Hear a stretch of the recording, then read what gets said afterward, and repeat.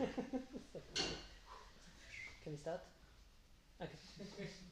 So welcome to our presentation. We will talk about basics of game marketing, so for everyone who's doing their own games or something.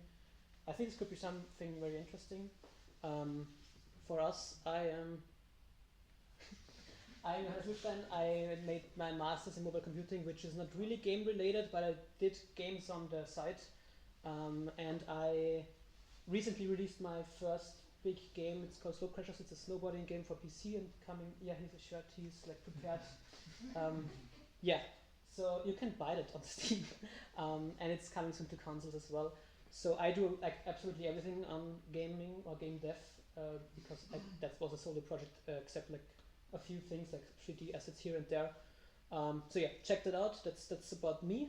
So I also have some experience about marketing and yeah.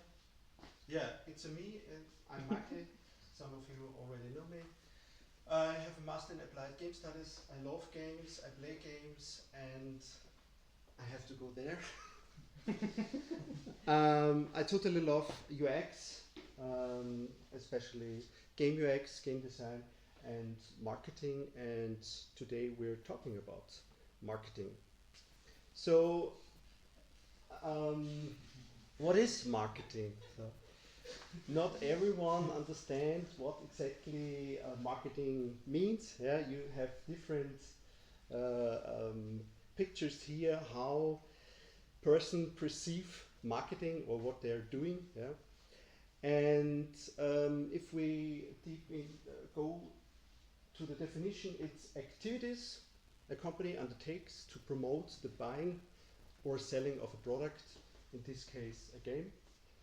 And you see there are a lot of activities done by marketing. So it's not only about running ads or doing nice pictures for your social media account. It's about market research, creating engaging informative content, and.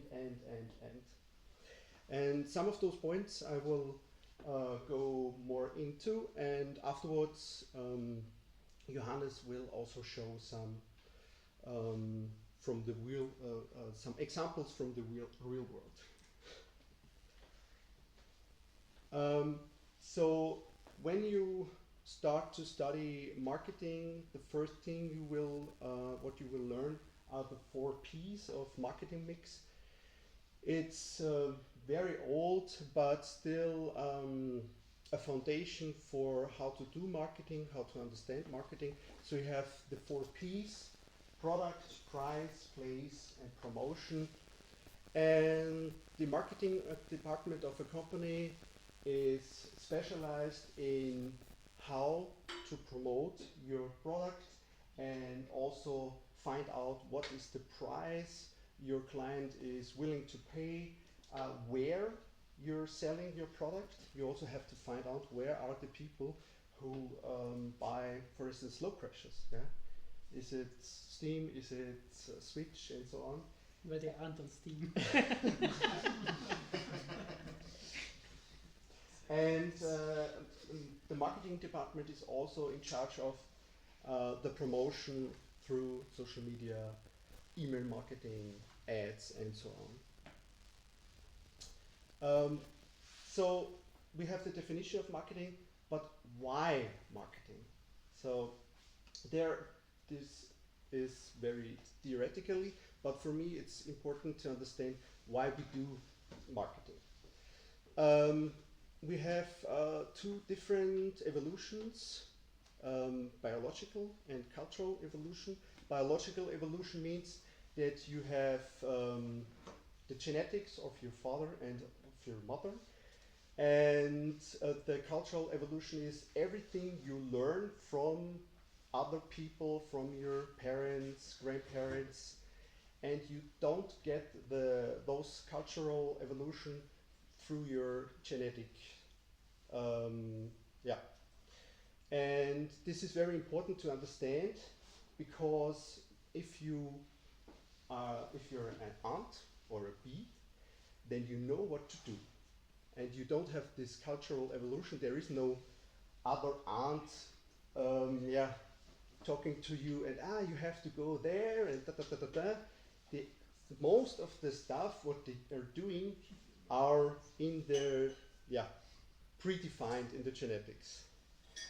And this is, for me, it's good to understand that marketing is needed for us because we don't get all the stuff through the genetics. We have to learn. And marketing is, the marketing department is in charge of promoting games, products, and so on to other people so they learn about your game. But here is the bad message. Marketing will not save your game or your product. So if you have a shitty product, marketing will not save the sales numbers. But marketing is very important, especially for games. If you have a release, that you have everything prepared and you have done your tasks, like you have a website, you have social media channels, and they are also filled with stuff. And you also found, through the market research, you found out who you are addressing your game to. Yeah, like the 4 Ps with price, promotion, place, and so on. And Chris, for instance, he created the website How to Market a Game, and he's very specialized in how to promote your game. You can, there's a lot of good resources and also talks, and you can learn a lot from him how you should release your game, promote your game, what you how to find the relevant people for your games. What this is a question, often question, when to start with marketing. And of course there is no real recipe, but most of the people, or especially game devs, I found a good answer on Reddit. You start marketing before you write a single line of code, because it's very important that you already make assumption to whom you want to address your game, and which place, which price, and how you want to promote. And those assumptions are influencing also of your game. So it should be combined in a holistic way. So marketing is not the thing that you do at the end when your game is ready. It's the same for UX. You should, for instance, the very first activity, market research.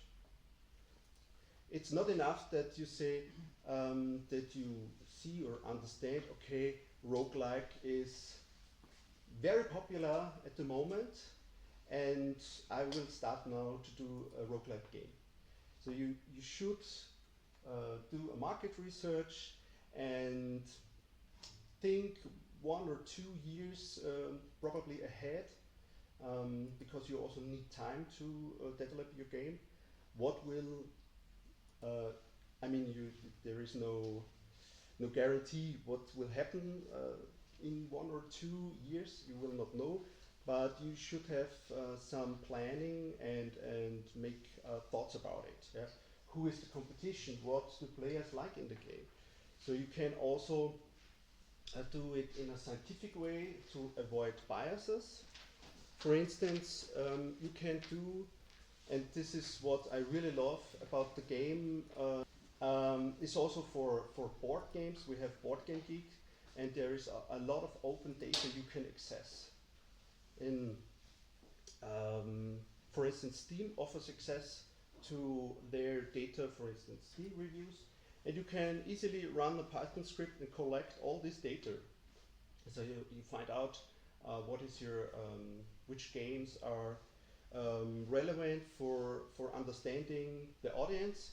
Then you just need the IDs of these games from Steam, and then you can collect all the Steam review data. You can also choose language, length, and can somehow sort the data. And then you can go further and analyze this data and find out what the people liked about this game. And this helps you to understand how you develop your game. You can also find out the sales if one of the competitors run well or not. Yeah? And you can also find out through game discovery. This is a very good page where you can find by tags relevant games, and you can then go to their Steam page and check the reviews, and so you can again collect more data to analyze it. Epic Store also has, you can also access data from Epic Store. Know your audience, so we already talked about market research is a very big part. You should do it in a very early stage, and then experiment with content of your game. If you have already some good stuff which you can show, you don't need the final game to do marketing. So, and you can also mock up stuff so that you can collect the reactions of the users on different social platforms and find out in which way what they like and what you can improve on your game. Yeah? Try different channels. Not every channel will immediately have a big boost on your on feedback to your game. You should also conduct surveys, especially if you have a demo. Give them a link after the demo so they can give you a feedback and leave, for instance, an email address. And you constantly monitor audience feedback in order to make your game so that it don't suck afterwards. Yeah, create multiple persona who wants to play the game. What is a persona? Persona is a fictional person where you somehow describe this person to whom you want to address your game. So maybe you have Beamstar, yeah? What is the persona of Beamstar? Maybe they're quite young people, they are all in Holland, okay? Then you know, okay, maybe you should add a language. Holland is, I don't know. Dutch, yeah, okay. Dutch language to your game. So, yeah. Build a community. This is really one of the most difficult part of marketing, and it's very time consuming, because if you post something on your social media channels, you also need to react, and you don't care and give a shit, then you post and never answer any comments, yeah. But you shouldn't do it as a sole developer, yeah. Yeah, find out who is interested in your game, show your game, try different channels, ask them to follow your project and collect the personal data. In my case, I do a lot of email marketing, so every time where it fits, for instance, after a demo, you can ask for an email address, so then you can inform them about the release and so on. Yeah? In the United States, it's easier to get phone numbers. In Europe, don't try it, you will not get that easy, those phone numbers. Email address, it's quite easy to get. And of course, if you collect this data, you also have to inform them, send them emails, whatever. It's the intention of the gamers, of the people are, if they give you an email address, they also want to have probably information about the game. Email marketing, yeah. Sign up on the sign up form on the website or at the end of a demo, or if you're on a physical event, yeah, then you can also ask for email addresses and upload those email addresses to a newsletter tool, for instance, Sendinblue, Brevo. And what's very important is that you should also automate the email marketing. So, for instance, in Brevo, it's even free for 300 mails per day. That's quite neat. You upload the data, and then you can automate, for instance, send new persons this email: welcome, and I'm Michael, and I do this and that. Follow me on here and that. And then you can say, okay, after 14 days, send this email. After 1 month, send this email, and so on. So in the first step, it's really, really a lot of work to set up all the stuff, the email template with logos and formatting and so on. But afterwards, it will save a lot of time for you, because the more you come to the release, the less time you have for all this stuff. And if you have it automated in the first run, then you save all the time, a lot of time. Yeah, and now we hand over to Johannes. Okay. Yeah, so emails are a really great form of marketing and collecting the emails, but very often like people kind of want to engage more with you and with the game or the product you're creating, which you also want as a developer. You want them to be involved, you want ideas, because especially as a solo developer, it's hard to learn that your ideas are not always the best.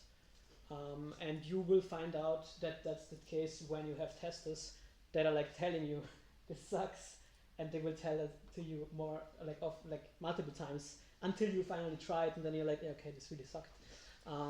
So yeah, what I suggest and what most developers are doing is like create like a common place, which is mostly Discord servers nowadays. There is still game devs that do subreddits.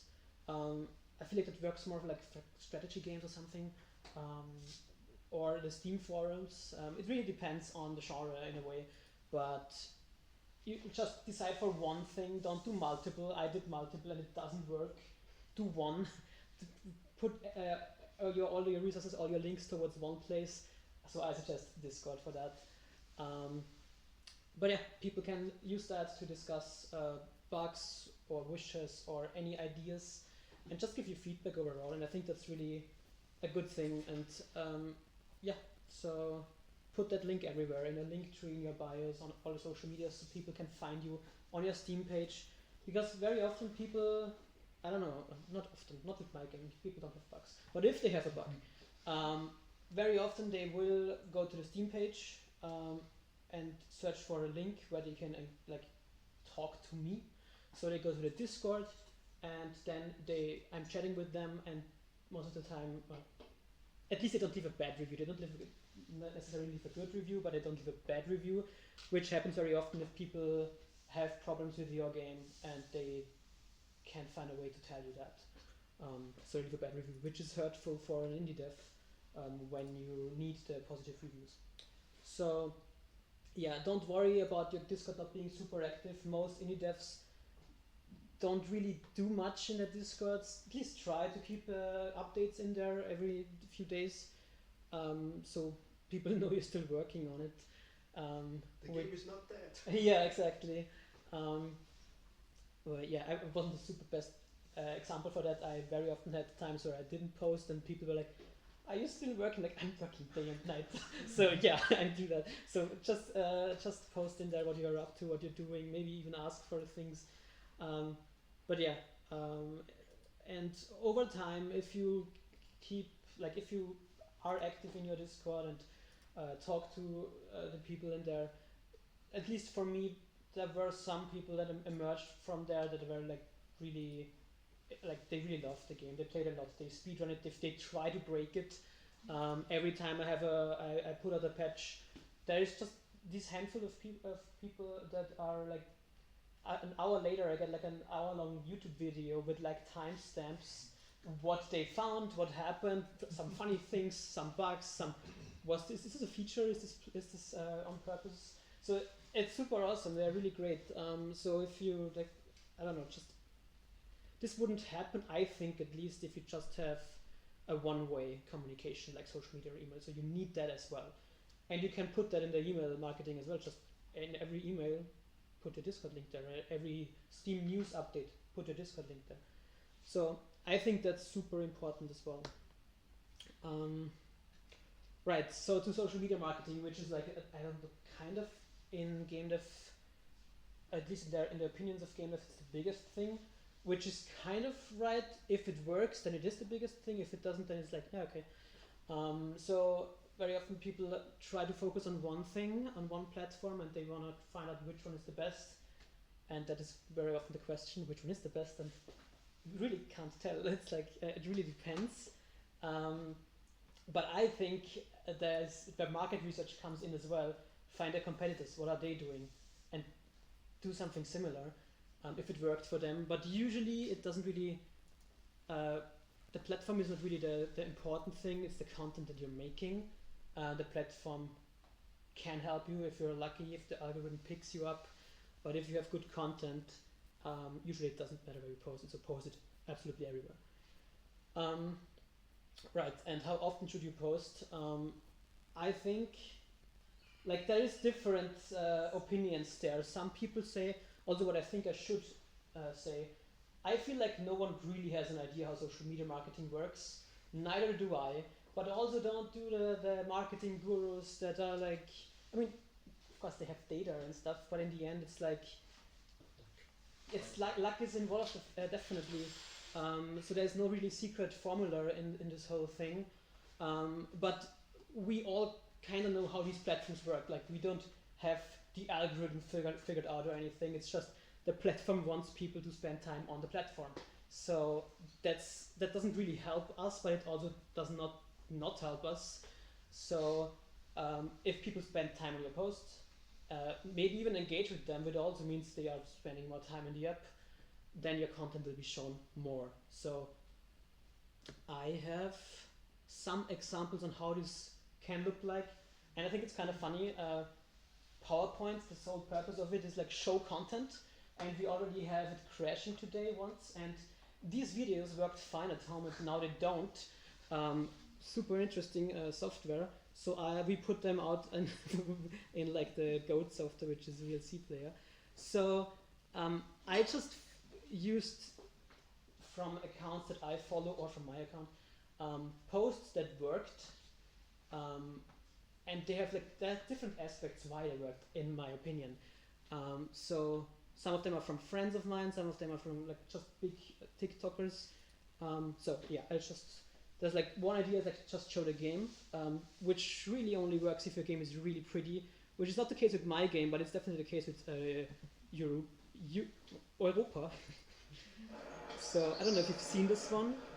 So they just posted this. It's like ASMR type content. You just see like what it looks like. It looks really beautiful, and you see it has like, I don't know, 1 million views, 2 million views. So people just love that art style so much. Or what else can work? Like people just enjoyed these 30 seconds of what's it called, peace. So when people watch the 30 seconds, like you don't even need all of them that go on the video, but like if half of them do that, or if like a quarter of the people watch it 2 times because maybe they write a comment and the video loops in the background, then you already have like a really huge watch time, and that's what's like pushing the content out to more people. Or another idea is like, for what I did once, which worked wonders, is I don't know if anyone of you knows the skate games, and there is a meme that has been a long-running meme where you dress up your skater as Jesus and you do the Christ air down a huge drop. And I got that content like 2 years ago on TikTok every day in a different game. So I thought like I was sick at the time. In my fever dream COVID era, I was like, okay, let's just make a quick post where I give my capybara the Christ air pose with the same song that was happening to all the others. That's it. It was just joining in on the meme, and I think it even crashed at the end. Like, yeah. So that was it. 2 million views. Not is it like deserved? I don't think so. But that worked. I joined in on a meme when it was the hype um, of TikTok, or something I didn't really realize when I posted it. If I would have explicitly done that more. I basically made multiplayer in the game, and I announced that like a few days before Next Fest. I think like Friday and Monday it started. And I said like, hey guys, I've added multiplayer to my game, so you can destroy your friendships in here. And people started tagging their friends. And I didn't even plan for that, but it makes sense that they did that because it's a free demo. So let's play with your friends. And also like, I don't know, 1.8 million views or something that this had. So you kind of get the idea. You want people to be on your content for longer, or something that I. It's always luck. It's always accidental. I never planned for any of these. Something that is also happening often on TikTok is like a multi-view explaining what the game is in multiple views. So you have to watch it multiple times to really get it. So what I did, for example, is I explained my game has speed classes. This is a 6-second video or something, or 8 seconds, where it's just like just like Mario Kart. You can play different speeds, and it's like an 8-second clip, but people have to watch it multiple times. Wait, that's the next one. To really get the difference in the speed classes. Like in the first one, you're jumping up to the whole thing, and in the last one, you can't even go that far. So it triggered people to rewatch it. So over like 200% watch time. Also had like, I don't know, 700k views. I don't know anymore. Doesn't matter, but it worked in the end because people really stayed on that content and engaged with it. Another thing that does multi-view is like VR games. I see that very often. And this game was very interesting because it did where you played PC versus one in VR, and you see like a multi-view. The top player is PC, the bottom player is VR. Also, people watched it multiple times to really get it, and it's also worked. So you kind of get the idea on what the algorithm wants. No, stop. Sorry. Some videos work. I don't know why. Like it's not even half of them work for absolutely no reason. Luck. Yeah. Also very big game dev content on TikTok. They frequently go viral. Is landfall games. They, for example, you can make something really stupid. They made a really stupid game for April Fool's Day where you just drift as a horse. That's it. Millions of views.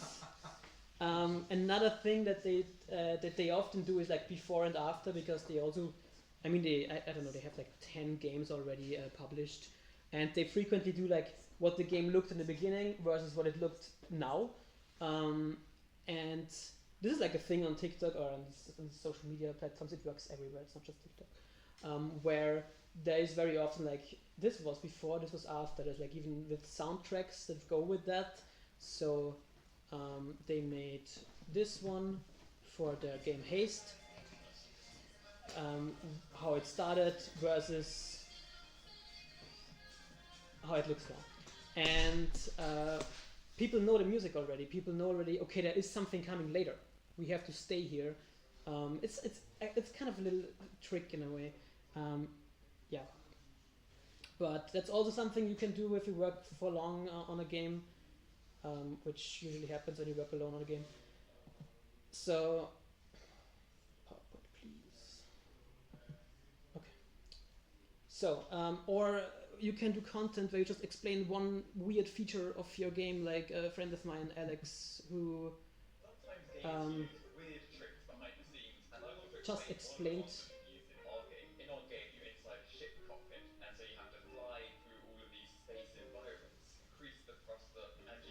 he also does the split content all the time. I mean, it's just him in the top view, but it's like some personal thing.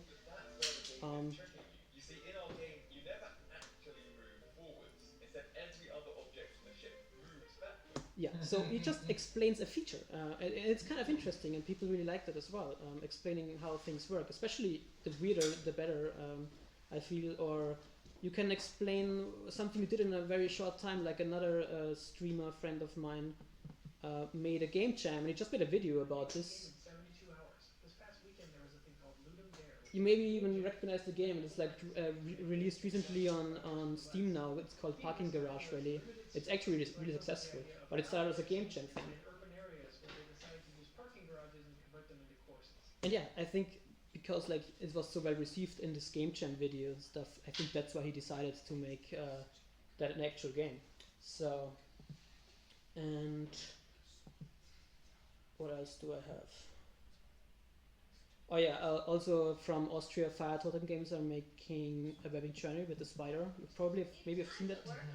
They also they always talk to the community. They always ask for ideas, ask for feedback, and it really does well. The game also looks really cute, so yeah, that's, and also like maybe just show off a feature like Mortal Right. They just made one feature across the time, like how it progressed.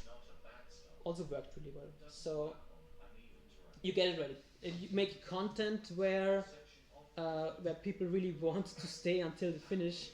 I not always do that. Like I usually just post like a 6-second clip with like a tagline, and that's it. It doesn't do super well. It also doesn't do super bad, but it's like time efficient posting. But these are like the examples that are like some of the top examples that I found that I've watched, which are kind of inspiring in a way. What you can do, because you don't have to have like a finished thing to show off. Just show off some progress, show off a feature, ask for feedback, ask for ideas. Somehow it's a micro devlog. So exactly, yeah. People are really interested how you did this game, how these features work. So also, they really care. One thing that you said, it's about like humans being creatures that learn. If someone sees a post of you and they haven't seen your game before, they don't care about you, they don't care about your game. If they've seen one post, they still don't care about you or your game. People usually, like I've gotten comments often where I say, this is like the 10th video I got suggested. And I think actually it looks kind of interesting. I will play that. But he was like, it's the 10th video, so you have to post multiple times. One post doesn't do it. So that's why I also think posting more is better very often. So PowerPoint, please. Okay, so quick summary. If you have something cool, that's the first step. If you think it's cool, then it's already cool. If you're making games, then it's already cool, so just show it off. But just showing it doesn't really do it anymore on online things, because the market is just way too saturated. So you have to tell a story in a way. This is like all the marketers say this. Like you have to tell something so people stay on your content. It's not that the game is bad necessarily, but why should they keep longer? Like stay longer on your video? If they have a fear of wasting time, they will swipe away. And if you don't have like a compelling story to tell, then the fear is immediately here. You maybe even notice that yourself if you're like doom scrolling like me. Sometimes like this sounds kind of interesting, but I fear of like wasting time, so I scroll further. So it just happens. So also don't do too much in one post. Don't be this PowerPoint slide in a post. Be concise, do one thing, tell one thing. Otherwise it's just confusing messaging. And also you're wasting potential of multiple posts in one post. So yeah, don't overthink it, don't over edit, just post. Usually when I put more time into a video than, I don't know, let's say 20 minutes, these never worked. As the videos that worked, that was like thrown together in like 2 minutes. So yeah, don't overthink it. Also, what I learned when I posted daily, it was really draining when I did that every day. Like every day I was like, okay, I need content. Then I record something, then I edited, then posted. That didn't really work for long because every time I recorded something like, this doesn't look interesting, there's a bug here, I need to patch that or something, and it just took a long time, every day. So what I did instead, and I think that's something that game devs should do, is dedicate some time. Like I do it on Monday now. Monday mornings, marketing time. I just record content, edit like 20 videos or so, and then just schedule them in a scheduling tool. So that's just way not easier, but it's just you have that done for like 2 weeks. You don't have to think about it every single day. So yeah, again, it's also nobody really knows what they're doing. There's very much luck involved in this thing. And if a post did go under that you think was actually good, post it again. Like posts on these platforms, they live on average like 3 hours, then they're dead. Just post it again. Doesn't really matter. And also something, there is luck involved, yes, but the more you do, the more the chances will increase that you will get lucky with a post if you post more. So yeah, that's what I think about social media. Oh, and also something is trailers. I think what I do is, it's kind of, I did do that, and then later I found out also a talk by Chris about beta testing your marketing. I did it before his talk, but this is a good phrase. If you post a lot and you have videos that work, maybe even on multiple social medias, you know which videos already make people engage with the content. And this is also content you want to have in your trailers then. So that's what I do. For example, on Reddit you can't post every single day. They will ban you. They will say, hey, please don't do that. So what I usually do is I compile the best videos of the month or the last 2 months on social media, make that into a little gameplay reel, whatever, and use that to post on Reddit, or use that in trailers, because if a 5-second clip garnered like 50,000 views on Twitter or something, then it would also work as the first 5 seconds of your trailer. Whoops, I skipped. Yeah. No, I didn't. Okay. So. But I can add to your slides. There is also in marketing a phrase called aid. So you make. Sorry. Aid. You make people aware. Then you try to get that they get interested into a game, and then they should really desire that they want to play your game. And you cannot jump right away to desire. You have to inform them about your game. They have to learn about your game. You remember when I talked about the cultural evolution, then after 10 videos they get interested, and you don't stop. You keep going on until the people are really decide to play your game. Also, what would be an interesting thing to add here is, if they don't care about your game, you can make them if your game is similar to another game, just compare it to the game. If I say it's like Mario Kart, but it has like this and that twist, and be like, wait, I like Mario Kart with a new twist. That's interesting. So that actually helps. Or another game that I saw, I didn't have a video of this, but there was like a turbo golf racing. That's like Rocket League. It looks like Rocket League. It plays like Rocket League, but it's a golf game. And they leaned heavily into that. Not at first. They just posted a trailer, and people were in the comments like, "This is Rocket League," and then they leaned into that. This is like Rocket League, but it's golf, and people like, hell yeah, that's great. So you can compare it. We are indie game devs. Everything's kind of allowed. It's not like a AAA game studio. Like, what was it? Fortnite said, hey, this is our PUBG, when they announced the Battle Royale mode, and then the PUBG developers were like, we are suing you because you're using our name in your marketing. It doesn't happen in indie games. So just compare it. It doesn't matter. Yeah, again, the community is very good in this order, and you can also ask other developers if you do collaborations with them, collabs. So then you, everyone, every game has a certain target group. They already have email addresses and so on, and then you can do a collab, and both of the games benefit from the promotions. What is needed to announce your game? Basically, those four are. I summarized them. I did the math, and also Chris agreed most to those points. You need to be aware what type of game your game is.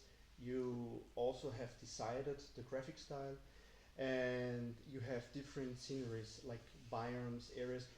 Slow Crash is a very good example. You have desert, you have skyscraper, and that's really interesting.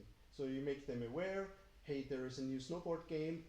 Then you get the interest because there's different biomes, areas, moves, tricks, and some after some videos they really desire to play your game. And the last one is the most important one. Don't announce your game without a trailer. So basically, it's also very important for all social media channels. Videos works really well to promote your game. Yeah. And basically, when it's interesting enough to the target audience, as I told you with the 8 phrase. And if you don't have a material, mock it up. Don't overdo it, but for instance, slope crashers, if you start and you only have one level, you somehow can mock it up with a desert, with skyscrapers and so on. It doesn't have to be exact the same at the end, but the people should get a feeling what is the game about. Visibility, it's not a bug, it's really meant to be. Attend festivals.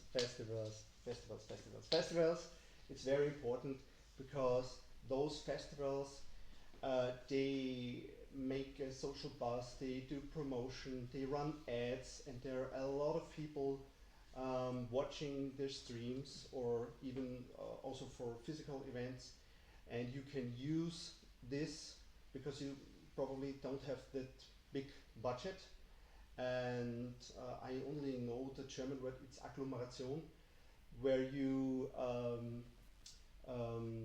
yeah, have the benefit that a lot of people come to one single point, and you have the chance to show your game to a lot of people.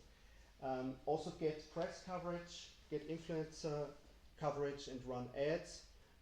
Running ads means you need the budget, but the press coverage and influencer coverage you can ask. That doesn't cost anything. And press coverage is also very important, that you have to have a press page on your website where journalists, editors can get relevant information about your game, screenshots, trailers, who are you, and what's about the game, what's interesting, and you should also make press releases and send it to, for instance, gamepress.org, because it's free. You can send the information there with pictures, videos, and so on, and they send it out to a lot of press contacts you don't have beforehand. Yeah, for free. Yeah. There's more. I'm already talked too much. Right. For festivals, especially the digital ones, you need those world premieres that we all know if you've ever watched, like, I don't know, Game Awards or E3 or whatever. So what are these world premieres? Like, what you can do is, for example, just a game announcement, or also game announcement doesn't mean you can't post about the game before. A game announcement really means it hasn't been shown in such an event before. That's an announcement. Like, I posted for years on Twitter and Instagram, and then still had like a game announcement in a festival. So don't get that confused. Or demo announcement, or DLC big update announcements. Like every announcement, basically a release date, a shadow drop, or new platforms. Yeah, and you should also use the word announcement. True. Yeah. And don't do multiple at once. It just again creates confusing messaging. Just use one. I didn't know that before. Luckily, the first festival that picked me, the Guerrilla Collective, I just had like a list. Just, hey, this game hasn't been shown before. Hey, I have a demo. Hey, there's a new trailer, and I had like 5 bullet points, and they're like, this is confusing. They just labeled the trailer demo announcement trailer. And like, okay. So it worked. So they did that for me, luckily. So my biggest festivals were Guerrilla Collective, OTK Games Expo, Future of Play, and Forza Party Fest.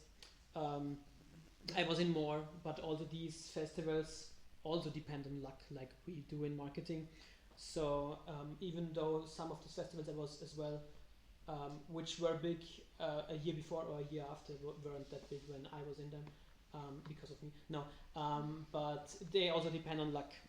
So that's just the thing. Just put your game on every festival that you find, and just hope that you get picked by one. So, and also physical events. So yeah, you do digital events for reach for getting wish lists. You don't really do physical events for that. You don't really get a lot of wish lists, if at all. But I still think they are super important because it's the optimal casual playtest scenario. Like players at physical events will play worse than the most casual players that your game will have in the end. That's not meant as flaming them or anything, but the setting really doesn't allow for learning a game in such a short amount of time. And so people will play like they're holding the controller for the first time. Some of them actually do hold the controller for the first time, so that's also a thing. But just by watching people play a game for the first time and they haven't played that before, you can extract like really crucial learnings from that, and I did that the last few years. So I use the physical events very often as deadlines and milestone timings. And after every festival, I had like a huge list of feedback, not really what people told me, but what I saw. Because, for example, my game is a racing game with tracks, and there was one corner around like a mountain. Like, imagine a track going left curve, there's mountain up, there's mountain down. You don't want to jump down the mountain. Imagine where all the people went. They jumped down the cliff, and I never knew why, but everyone did it. And when I asked the players, so what did you think? And like, yeah, it's fun. And like, you jumped, like everyone jumped off the same cliff for no reason, and no one is telling you that. So you really have to watch them. And it was a flaw in level design. I had to add stuff there so people know, wait, that's not the way to go. So you really have to watch people. And after each event, prepare something that you can afterwards post and they thank you and so on. And then you probably get sick. That's true. So you also need to be prepared that Yeah. you don't can develop, do marketing, social media all the time. You also need some spare time, free time, and prepare that sometimes you get sick after Yeah, such events, physical events that is true. Like or releases. yeah, that's also true. Yeah. So that's always what I do with these physical events. I have a big to-do list afterwards, and I try to do that until the next event. Sometimes, like very often, it's just like making the game more casual, friendly. Sometimes it was really just like I could try this. I won't push it into the demo on Steam. I will try this at the event if it works. Sometimes it worked, sometimes it didn't. So I could then patch the demo accordingly. So that's what I do with physical events. That's basically it. So you see, it was a little bit long, but it's also showing that marketing is not about running ads. It's far, far, far more. And the earlier you start with marketing with your game, it's becoming easier to promote it. Yeah, any questions? All of you want beer? He was very in depth. Me? Yeah. Yeah, I have one general question about game marketing. So, what's an ideal early place to lead like early interested people? Like to be more precise, I currently have started a new project and I posted just recently a video on Reddit which got decently successful, and I didn't really have anything to lead the people yet. Is it good to already create a Steam page that early in the process, or should you maybe create a landing page for a newsletter, or what's like the best place to lead people when it's super early still? According to Chris, the game marketing specialist, you should set up a Steam page as soon as possible. Okay. So as Because soon as you have some interesting pictures to show, because that's very easy. There, the Hemmschwelle. I don't know. So it's very easy to go on Steam and click wishlist. It's better you get an email address, but it's not that easy because you have to go to. They have to go to your website, and so Steam page is very easy step where you can attract people and they just drop a wish list. So even if it's only like very early pre-alpha assets and trailers, because as soon as it's not black and white or some blueprints, then of course I would totally recommend to set up. I read a few times that there are reasons against preparing an early Steam page, because if you then like develop your game for 2 or 3 more years and don't really have any attention for a long period of time, then Steam will think that this game isn't really interesting for people. That's correct. This is what we also talked. If you start something like a Discord channel or social media channel, then you also should prepare that you regularly check the postings, do postings, comment stuff, and so on. Otherwise, you will. And I also saw it that we had a Steam page, then we launched a demo, and the devs posted around about 6 months, nothing. And then you get a post: "Is this game dead?" And this is what you don't want to have for your game. So if you start something, you really should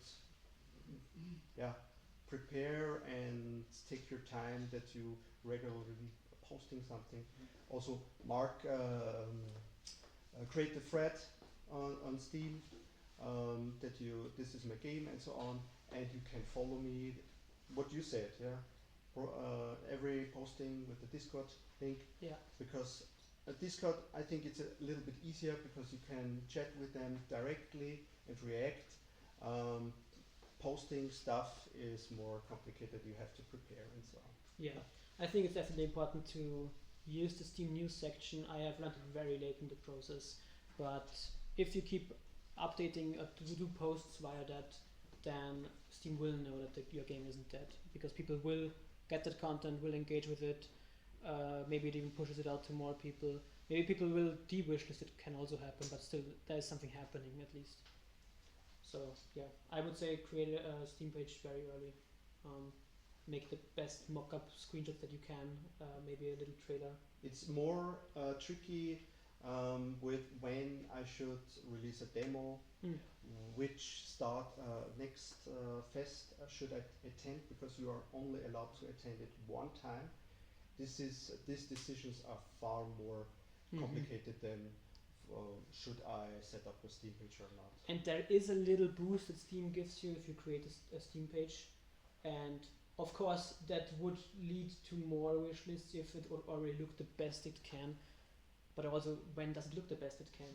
In 2 years, you can get more wish lists in those 2 years by updating and doing posts than you would get. I can recommend that you get to Chris' website and search for Steam Capsule, and there is a lot of good resources how you set up the Steam page, how it should look like, what you should write about the game, and so on. So that's if you follow those instructions, then you do a good job. If I have short form content, do I upload the same videos on all the short form platforms? Yeah, I think I actually had something in here that I didn't talk about. Let's go back. So It's fine. Oops. You know what? It doesn't matter. Yeah, post it everywhere. Like my workflow usually is I create a post on TikTok, do the music there, download it from there, and then post it on the others. Yeah, because if the content is good, the platform doesn't matter. And we already in the last year we have seen YouTube Shorts and Instagram Reels grow much more in the game dev space than TikTok did. So definitely do that. And what I, for example, also do is I post the same thing, not in a portrait mode, but in like a landscape mode on Twitter, Threads, and Blue Sky. Not really do so much storytelling in the video, put that out of the video and use the text for that. That's what I do. It works sometimes really well. So because like I basically create 2 different videos for every post I make, and then I post them on the short form content sites and on the text content sites.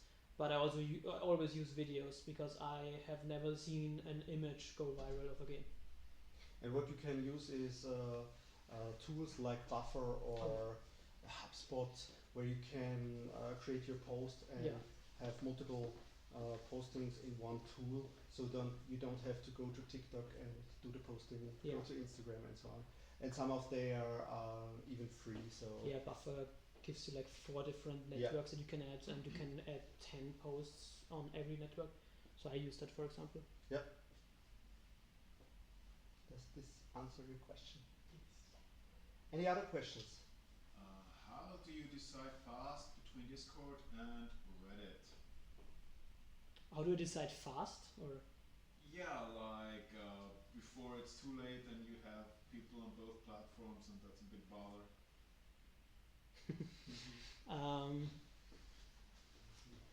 honestly, I feel just like that. What the platform that worked best for me, I used that then on. Like I had, I don't know, 100 people in my subreddit and like 200 in Discord, and both of those links were inside the link tree, for example. And there was just way more action in the Discord. And like, okay, you know what, this is too much to post everywhere. So I just told people, hey, if you have a Discord, go there. So it really depends on what works best. If both work, then and you already have both, I mean, The problem is people don't use all in an even form every channel. So Yeah. some of those are only on Reddit and they don't use Facebook or other or email or whatever. Yeah, and you can only reach those people through Reddit. And it doesn't make sense that you say, hey, come to Discord or come to my Facebook page. I will update you there. They will not. They Yeah. probably will not come that's only true. for you to this channel. Yeah, it's like when I say my brother, yeah, I'm only using Signal because it's super safe. No, he only wants to use WhatsApp, and when I want to talk to him, it's WhatsApp. If you have both and both work, then use both. Like Yeah. it's really just if you are in the like very early, like you have to decide for like what are you doing, then decide for one. That's the best advice I think I can give. But if you have both and both work, then use both.